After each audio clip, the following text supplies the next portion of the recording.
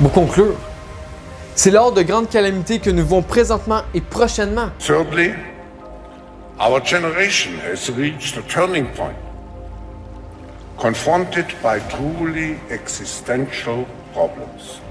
Climate change, exploitation of nature, nuclear, possible incidents, or even wars, extreme poverty and viruses. They all can lead to an extinction of large parts of our global population. Que nous apprenons à découvrir qui nous sommes réellement.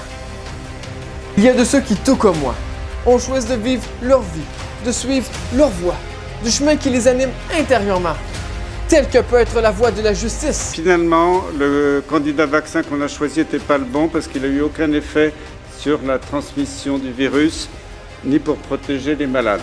Donc c'est pas moi qui le dis, c'est Jean-François Delfraissy qui était président du conseil scientifique.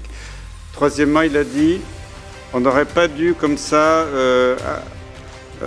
attaquer la liberté des individus dans la population. C'est ce qu'il a dit en partant, en quittant le conseil scientifique. C'était le président du conseil scientifique qui a décidé les confinements, d'empêcher les traitements médicaux et d'imposer la vaccination. Voilà. De la liberté, de la vérité, mais surtout au nom de notre avenir.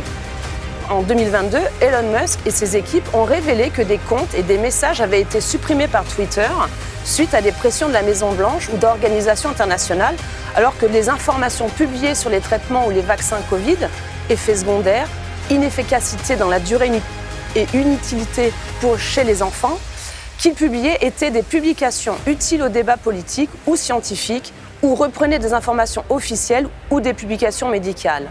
On appelle cela le Twitter File Covid. Certains comptes ont été donc censurés alors qu'ils étaient tenus par des médecins ou experts légitimes. Tandis que pour d'autres, ils ont choisi de se mettre à genoux devant la peur ou l'oppresseur, de lui avoir prêté allégeance ou consentement, propageant ainsi la phobie de l'invisible et des divisions sociales. De plus, sachez que l'inaction et de ne pas dire non sont également des formes de soumission. Tout comme Martin Luther King a su bien dire, ceux qui aiment la paix doivent apprendre à s'organiser aussi efficacement que ceux qui aiment la guerre. Mais comprenez qu'en tant que citoyen, en tant que citoyenne, quand il y a des lois qui sont injustes, alors on doit désobéir. Rien n'aurait été possible si nous n'avions pas l'appui massif, gigantesque de vous-même, le peuple.